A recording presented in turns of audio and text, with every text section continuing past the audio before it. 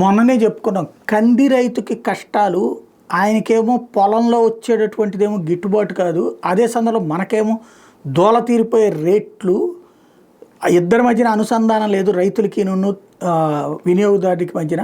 ప్రభుత్వాలు అందులో ఫెయిల్ అవుతున్నాయి అన్నటువంటిది ఇంతకుముందే మాట్లాడుకున్నాం. అయితే కేంద్ర ప్రభుత్వం మాత్రం ఇందులో ఒక అడుగు ముందుకు వేసింది. పిఎం ఆశ అనే పథకం కింద ప్రధానమంత్రి అన్నదాత ఐ సంరక్షణ అభియాన్, పిఎం ఆశ అనేటటువంటి పథకం కింద కందుల్ని ఈ ఏడాది కూడా కేంద్రమే డబ్బులు ఇచ్చి తీసుకోబోతోంది. 2025-26 ఆర్థిక సంవత్సరం వరకు కేంద్రం దీన్ని పొడిగించింది.